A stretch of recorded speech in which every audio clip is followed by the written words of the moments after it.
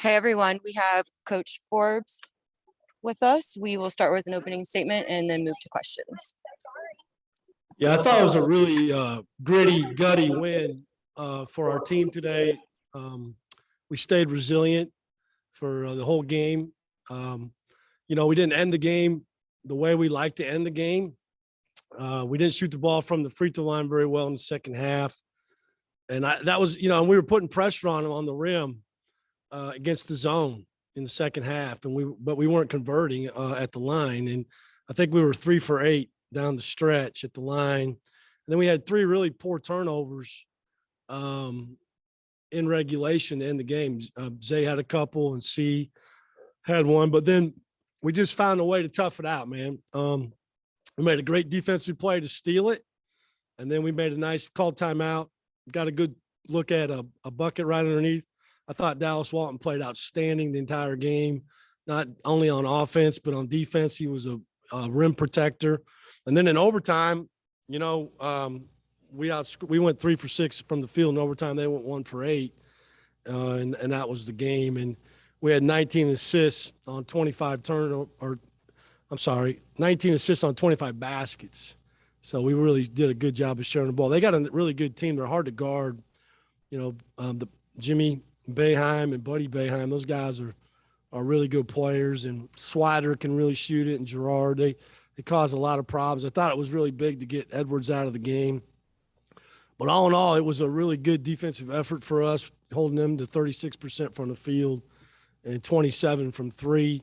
That's a big turnaround from last week, a week ago today at Miami, when we didn't defend very well. So I'm really pleased and happy for our team, and open up for questions. Steve, it didn't seem like you were very pleased with the defense at about the 6:30 mark of the first half and you called timeout. What did you tell them that was apparently the magic recipe there? I wasn't pleased. You're right. I don't know if there's any magic words. You just reiterate what the heck's going on out there. And basically what I said was, they don't feel you. They're out there running their offense like you're not there. And either they start feeling you or we're going to get beat. And I thought from there, you're right. I thought we did step it up defensively the rest of the half. And that was basically what it was. It wasn't change this, change that. The plan is the plan. The plan is correct. Now execute the plan. And I think they did from the rest of the way defensively. Steve, just how frustrating is it to kind of crack that zone? It seems like you have to have an offense that has a lot of patience, a lot of concentration. Yeah, I thought we did a great job, man. We had a lot of different looks at it. Maybe, there's a fine line between shooting those threes and getting it to the basket. But, early on we were banging them. We made 8 in the first half. Didn't make as many in the second, but we started getting to the basket. And I think it's probably like anything competitively. I'll use football as an example. In the second half, the quarterback's probably going to see the defense a little bit better. He's seen it for a half now. I thought we did a great job preparing. I thought we had a great plan offensively. We've had a lot of stuff in, but just to see it, right? I remember when I played them, I think in 2005 in the NCAA tournament. Actually, I'm so old, McNamara was on the team. And we beat them in the NCAA tournament. I was at A&M, and we were standing down there playing the 2-3 zone with tennis rackets in our hands, trying to block shots, because you just can't – you can't have that length like that in practice. And so I thought we did a really good job attacking the zone.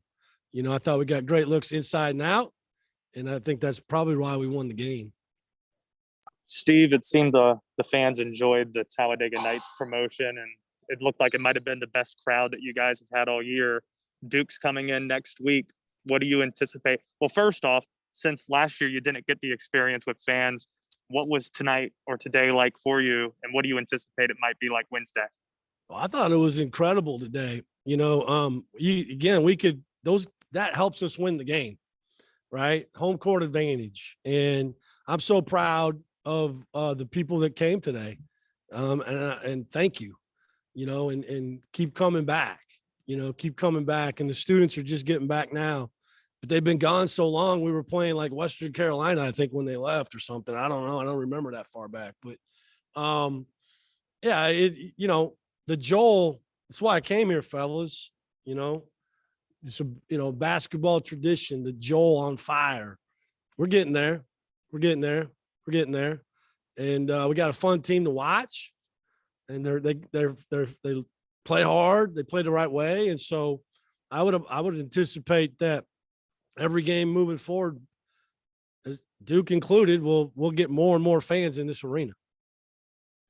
Coach, you touched on Dallas's performance today, but him in the end of regulation, the deflection, the basket, the score, to tie it, to send it overtime. How big was he, especially in overtime? He was awesome. I mean, absolutely awesome. I mean, you can run so many things through him. He's not high maintenance as far as he doesn't have to have the ball to play. Those blocks he got were huge. We did a good job, guarding the ball, walled him up. But, those guys are tall. They could get their shot off. And here comes Dallas, and just incredible. And then he had a great play to finish, to send us into overtime. He dunked that ball in. He's got 9 points. He's got 4 assists. He's got 4 blocks. He's got 4 rebounds. He's a stat stuffer. And high character, great teammate, great kid. Steve, what was it exactly that you were looking for in that final possession of regulation? Obviously, you got a dunk. Yeah. Was that? I mean, is that well? what We wanted. you called? We wanted to get that. We wanted to get Londas the ball. And guys, listen, there's not a lot of plays you can run against that, right? I mean, to get we're going to get this shot right here. I didn't want to do that because what happens if we don't? And so we were going to space it, and we were putting pressure on the rim by having Dallas down there in the dunker. We kind of had Dream playing in and out, but we wanted Londas to punch a gap and make a play. What does that mean? Punch the gap. If they help up, hit the post. If they help in, kick it out, and we're going to win it on 3 or we're going to tie it on 2. But you got to put it in your playmakers' hands. We could have run something, guys, but who knows if it would have worked, against zone. So I wanted to put players in position to make plays, give them confidence to make plays, and go make the play. Steve, what do you hope the team has learned from this week and just kind of responding to the 2 games that you guys had last week and maybe how different that those 2 feelings were? Well, first of all, it's nice to play at home. That has a lot to do with it, in my opinion. Also, I think we learned a lot watching film defensively. We weren't bad defensively against Louisville. I mean, if you look at our numbers, guys, I think Virginia Tech shot 41%. Louisville shot 39. I think Miami shot 60. Florida State shot 20 some, and these guys shot 36. So we can guard. A week ago today, I was sitting there thinking to myself, is this a one-off game? Or are we really like this? And I didn't think we were, but we came home defensively and watched a lot of film, spent a lot of time on it, spent a lot of time changing the way maybe we guard the ball screen. We went to icing. And so I think it's really helped to shrink the court.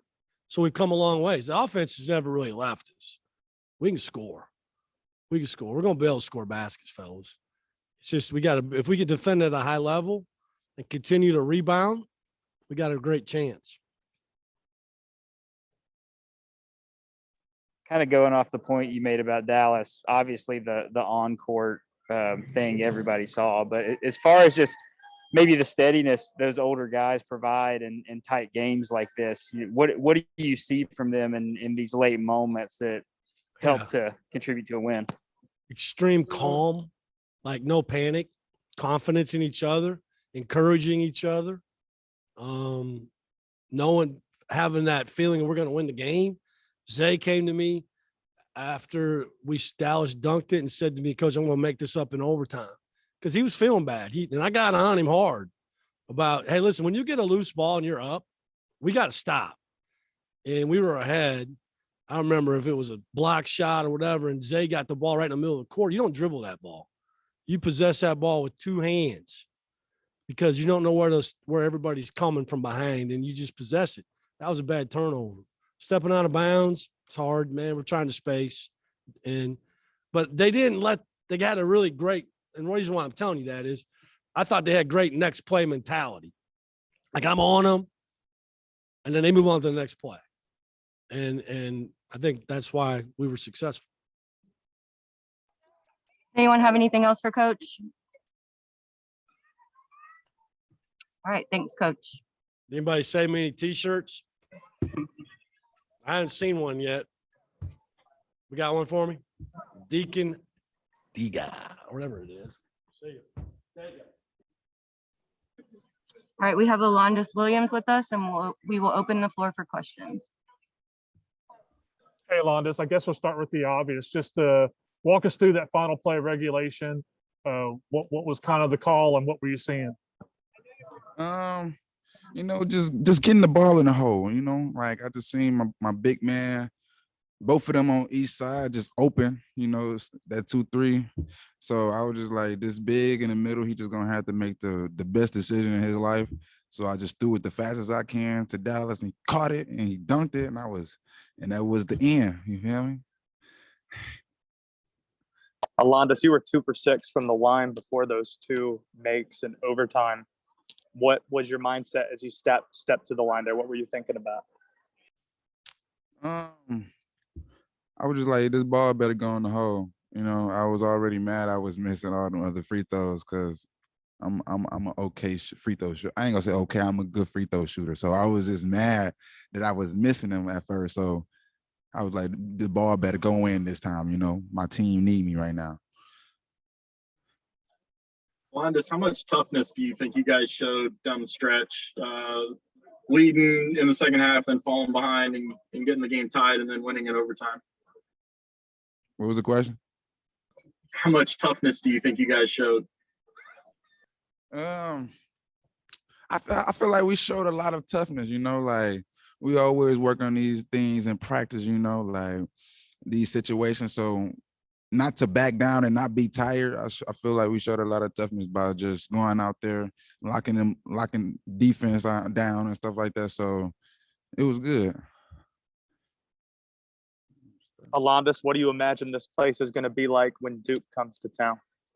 It's gonna be pumped. I'm ready. Me and my team, we ready. So like, we love a competition game, a good competitive game like this. So we just waiting for Wednesday. Alondis, can you speak to Dallas's performance, what he meant for you guys with his blocks on defense and everything that he brought to the table today? He was incredible. I like what he did today. He looked like the Orlando Magic Dwight Howard out there. Like he was just blocking shots after shots after shots. I was like, dang, so it was great. Does anyone else have anything? On that last possession, Alondis, see, at that point, you only had 1 assist the entire game. Did you know in that spot that Dallas was going to be there on the baseline? Yeah, he was there like the whole time. Him and Hadim.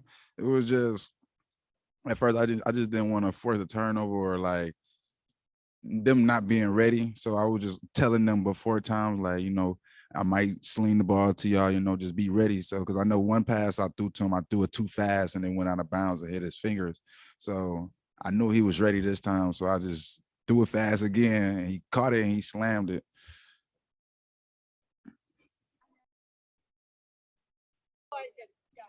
Anyone have anything else? All right, thanks, Alondis. Yeah. Thanks, man.